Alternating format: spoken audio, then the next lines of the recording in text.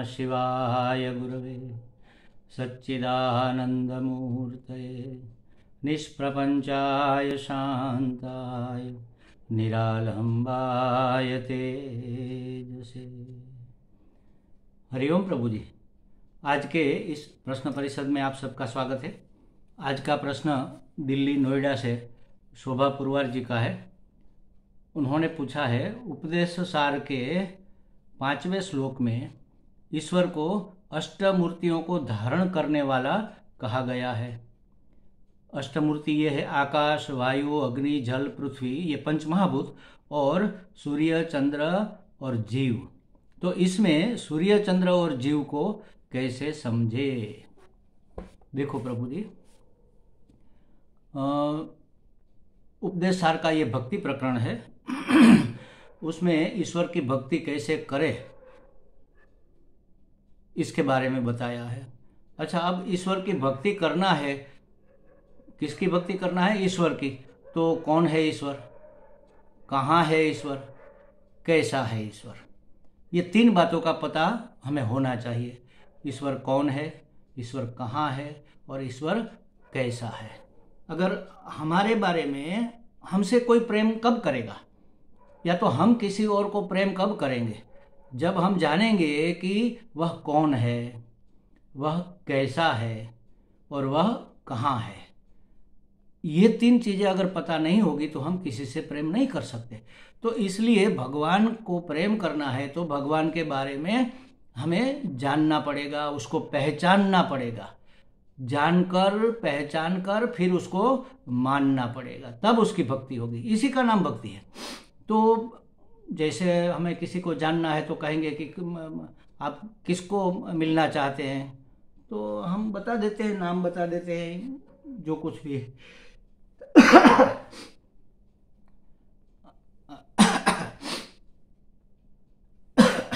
Sorry,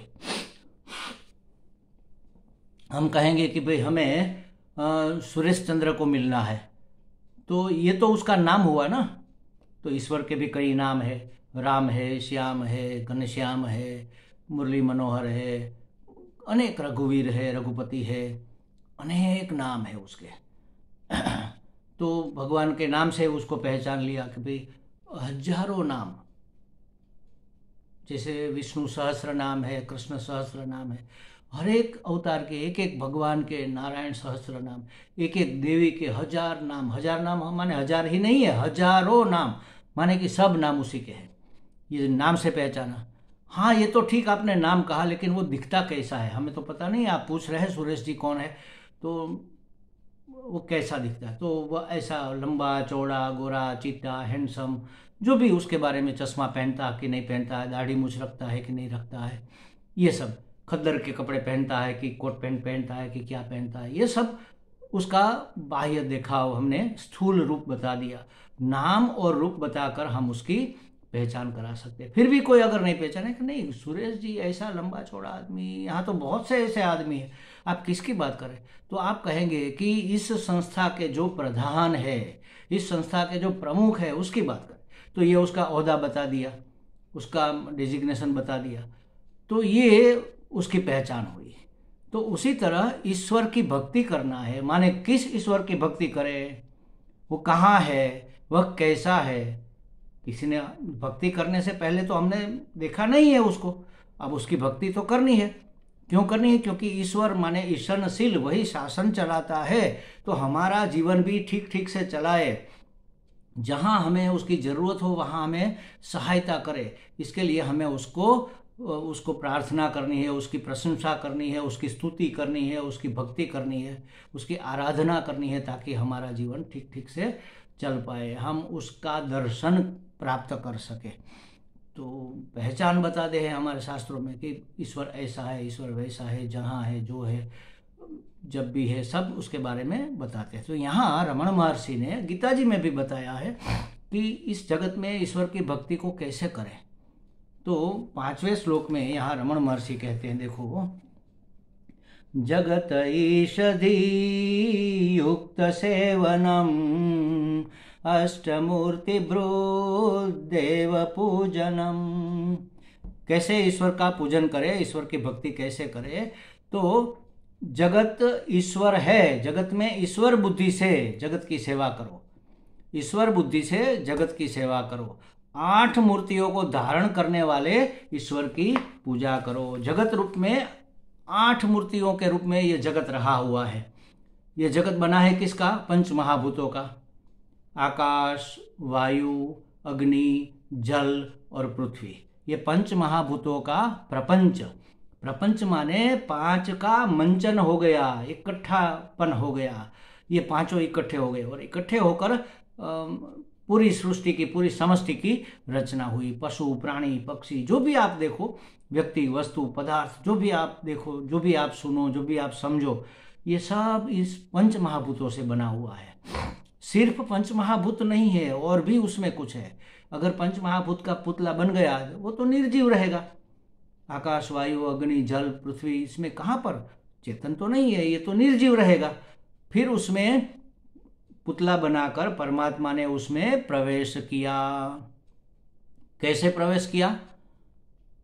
तो किस रूप में परमात्मा प्रवेश करके रहा हुआ है? तो वह कहा कि सूर्य, चंद्र और जीव के रूप में रहा हुआ है। अच्छा, ये सूर्य चंद्र क्या है और जीव क्या है? देखो, पंच महाभूत का ये स्थूल शरीर बन गया। अब चंद्र है मन का अधिष्ठातृ देवता, मन का प्रतीक, मतलब अंतःकरण, अंतर की इंद्रियां, मन, बुद्धि, चित्त, अहंकार एक मन में आ गए, सब समा गए। तो अंदर का जो साधन है, अंदर का जो करण है, हमारा जीवन व्यवहार चलाने के लिए, ज्ञान प्राप्ति के लिए, भक्ति प्राप्ति के लिए, जो कुछ भी हमें करना है, उस करने के लिए हमें मन चाहिए। अंदर का एक साधन, एक करण चाहिए, एक हथियार चाहिए। तो मन है अंतःकरण, और मन के अधिष्ठातृ देवता है चंद्र। तो मन माने कोई स्थूल वस्तु की बात यहाँ नहीं हो रही है, वो दैवी वस्तु की बात हो रही है। वो दैव है चंद्रमा, मन के देवता चंद्रमा। इसलिए कहा कि चंद्र और सूर्य। सूर्य माने वो चक्षु के देवता है सूर्य। चक्षु माने बहिरिंद्रिय, ज्ञानेन्द्रिय, कर्मेंद्रिय दोनों उसमें आ गए।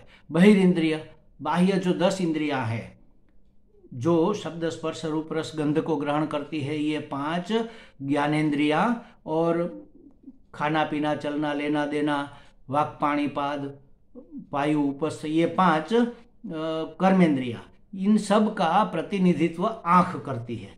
तो आंख के देवता है सूर्य। तो ज्ञानेन्द्रिय, कर्मेंद्रिय और आंतर इंद्रिय, बहिरिंद्रिय और आंतर इंद्रिय, ये सब देवता इन गोलक में, इन सब के देवता बैठे हुए। देवत्व अंदर प्रवेश कर गया, चैतन्य प्रवेश कर गया। चैतन्य, परमात्मा, ईश्वर इस रूप में हमारे अंदर प्रवेश कर गया। तब बना सूक्ष्म शरीर। सूक्ष्म शरीर ही जीव कहलाता है। तो ये सब मिलाकर जो अंदर चैतन्य प्रकट हुआ, अंतरात्मा जिसको हम कहेंगे, परमात्मा, ईश्वर, भगवान, जो भी कहो, वो हमारे अंदर घुस कर बैठ गया, अंदर प्रवेश कर गया। हमारे अंदर ही नहीं, हर एक व्यक्ति, वस्तु, पदार्थ में उसका अंतरात्मा बैठा हुआ है। मतलब चैतन्य वहाँ जो जिस रूप में बैठा है, उस रूप में उसको अंतरात्मा कहेंगे। अब देखो, एक मिट्टी का ढेला है, तो उसकी अंतरात्मा चेतन नहीं है। और पशु, पक्षी, वृक्ष, पेड़, पौधे, मनुष्य, इनकी अंतरात्मा चेतन हमें दिख रही है। तो परमात्मा किस रूप में? मनुष्य में कैसे है? तो जीव रूप में प्रवेश हुआ है। अंतरात्मा जीव है, मतलब परमात्मा, अंतरात्मा जीव रूप में हमारे अंदर रहा हुआ है, जो इस पंच महाभूतों को और बहिष्करण, अंतःकरण को, मतलब कि स्थूल देह को और सूक्ष्म देह को जो चेतना प्रदान करता है। तो ये हमारे अंदर ही है, ऐसा नहीं, हर एक के अंदर है। जगत ईषधी, ये जगत ईश्वर रूप, ईश्वर का यह रूप है। ईश्वर का स्वरूप क्या है? सच्चिदानंद, सत्य चित आनंद स्वरूप ईश्वर ने एक रूप लिया। कौन सा रूप लिया? जगत, जगत रूप लिया। और जगत में ईश्वर, ईषधी, ईश्वर बुद्धि करो कि ये ईश्वर है। ये ईश्वर का जो दिख रहा है, जो हम जिसको छू रहे हैं, जिसको हम देख रहे हैं, जिसको हम सुन रहे हैं, जिसको हम चख रहे हैं, जिसका हम स्पर्श करें, यह उसका स्थूल शरीर है। और उसके अंदर बाहर जो करण है, इंद्रियां है, वह सूर्य, चंद्र और जीव माने अंतरात्मा, ये उसको चेतन बनाने के लिए सूक्ष्म शरीर के रूप में है। तो ईश्वर ने ही ये सब रूप लिया है। पंच महाभूत तो ईश्वर बना, लेकिन पंच महाभूत में चेतन कहाँ, ये तो जड़ रह गया। अब पुतला तो बन गया, पुतला किस काम का, करेगा क्या पुतला? तो भगवान ने प्रवेश किया। आपने वेदांत शास्त्र में सुना होगा कि भगवान ने यहाँ ब्रह्मरंध्र से प्रवेश किया, मुख्य द्वार से प्रवेश किया हमारे अंदर, और ये पूरा मिट्टी का पुतला सचेत हो गया। मिट्टी का पुतला क्यों कहते हैं? क्योंकि मिट्टी स्थूल से स्थूल महाभूत है, आकाश सूक्ष्म है, इससे ज्यादा स्थूल है वायु, वायु से सूक्ष्म स्थूल है अग्नि, अग्नि से स्थूल जल, जल से स्थूल पृथ्वी, पृथ्वी माने मिट्टी, इसलिए हम इसको मिट्टी का घड़ा, मिट्टी का पुतला, घट घट में राम समाया, ऐसा कहते हैं ना। घट माने घड़ा माने ये शरीर, तो ये मिट्टी का पुतला माने पंचो महाभूत आ गए। इस पंच महाभूत को सचेत करने के लिए, अपना जीवन यापन करने के लिए, जीवन क्यों यापन करना है भाई? पूर्व के समय में हमने जो कर्म किए हैं, उस कर्मों का अभी हमें पेमेंट लेना बाकी है, फल लेना बाकी है, सुख रूप या दुख रूप। तो उसको भोगना है। कहाँ भोगेंगे? उसके लिए एक मकान चाहिए, आयतन चाहिए। तो ये शरीर भोगायतन है। लेकिन पंच महाभूतों का पुतला सिर्फ सब सुख दुख का भोग नहीं कर पाएगा, अपनी वासनाओं की पूर्ति नहीं कर पाएगा। तो फिर क्या करे? भगवान ने सोचा कि चलो मैं इसमें प्रविष्ट हो जाता हूं। तो परमात्मा किस रूप में प्रविष्ट हो गए? परमात्मा चक्षु माने कि बहिर इंद्रियों के रूप में प्रविष्ट हो गए, आंतर इंद्रियों के रूप में प्रविष्ट हो गए, और उन सबको चैतन्य प्रदान करने वाले चेतना के रूप में प्रविष्ट कर गए। उसी चेतना का नाम अंतर्यामी है। अंतर्यामी माने परमात्मा जो हमारे अंदर रहा हुआ है, जो सबको टेक्का दे रहा है, ये पूरे प्रपंच को जो टेक्का दे रहा है, उजागर कर रहा है, अभिव्यक्त कर रहा है, ये इसको प्रकाशित कर रहा है, वह सर्वांतर्यामी, सब में अंदर रहा हुआ है, इसलिए सर्वांतर्यामी का हमारे अंदर है माने अंतर्यामी। और किस रूप में हम उसको पहचानते हैं? जीव रूप में। लेकिन जीव माने क्या? तो जीव माने आत्मा, तो जीवात्मा हमने कह दिया। तो इस रूप में रहे हुए परमात्मा की पूजा करो। पूजा करो माने क्या करे? दिया बत्ती जला कर उसको ऐसे हर एक व्यक्ति, हर एक वस्तु को दिया बत्ती ऐसे करे क्या? ऐसे पूजा करे? नहीं। पूजन करना माने आराधन करना, माने आदर करना। सबका आदर करो। किस रूप में आदर करो? पिता का हम पिता के रूप में आदर करते हैं, माता का माता के रूप में आदर करते हैं। तो जगत का ईश्वर के रूप में आदर करो कि ये ईश्वर ने लिया हुआ एक रूप है। सच्चिदानंद स्वरूप परमात्मा का यह गाय नाम का रूप है, यह हिमालय नाम का रूप है, ये विभूति है महाराज। भगवान ने गीता जी में अपनी विभूतियों का पूरा एक अध्याय दिया है, 1.5-2 अध्याय वैसे तो विभूति माने क्या? कि हमारी पहचान के लिए जो हमारे व्यक्तित्व से जो अभिव्यक्त हो रहा है उसको विभूति कहेंगे। अरे भाई सुरेश चंद्र जी को मिलना है, कैसे? मोटे तगड़े ऊंचे गोरे चिट्टे है, तो ये मोटापन, तगड़ापन, गोरापन, चिट्टापन, तगड़ापन, ये सब उसकी विभूति है। अरे वो यहाँ के प्रधान है, ये प्रधानपना उसकी विभूति है। अरे वो पुरुष है, ये उसकी विभूति है। ये नाम सुरेश चंद्र, ये उसकी विभूति है। इन सभी विभूतियों को धारण करने वाले जो है उसको हम मिलना चाहते हैं, उस जीवात्मा को हम मिलना चाहते हैं। तो इसी तरह परमात्मा की ये सब विभूतियां हैं। पंच महाभूत मुख्य ये 5 विभूति और 8 विभूति, अष्टमूर्ति भूत, ये अष्टधा प्रकृति है परमात्मा की। प्रकृति माने उसने लिया हुआ वेश, प्रकृति माने और कुछ नहीं है, भगवान ही है, लेकिन भगवान स्वयं नहीं है, भगवान का ये वेश है। माने भगवान इस रूप में दिख रहे हैं, पुरुष रूप में, स्त्री रूप में, पशु रूप में, पक्षी रूप में। तो ये भगवान की विभूति को पहचान कर इस जगत की ईश्वर बुद्धि से सेवा करो। पूजा करो माने क्या करो? सेवा करो। उसकी सेवा करो माने क्या करे? उसके अनुकूल है वह करो, जो उसके प्रतिकूल है उसको नहीं करो। उसकी प्रतिकूलता का निवारण करने का प्रयत्न करो, उसके जीवन में अनुकूलता लाने का प्रयत्न करो। हम पंछियों को दाना क्यों डालते हैं? क्योंकि वह भूखे हैं, कहाँ ढूंढेंगे इतनी धूप में, चैत्र वैशाख की धूप में तो एक दाना भी कहीं नहीं मिलेगा, न तो छांव भी मुश्किल से मिलती है, पानी भी नहीं मिलता। तो हम उसकी अनुकूलता के लिए चबूतरे बनाते हैं, वहाँ पर दाने डालते हैं, वहाँ पर पानी के कुंडे लगाते हैं। तो ये उसकी अनुकूलता के अनुसार हमने उसकी पूजा कर दी। तो ये है सेवा, सेवा ही पूजा है। सेवा के रूप में हम उसकी पूजा करेंगे, उसका आदर करेंगे। हम कहेंगे गुरुजी हम आपका बहुत आदर करते हैं, लेकिन गुरुजी की एक बात नहीं मानते, तो ये आदर थोड़े हुआ।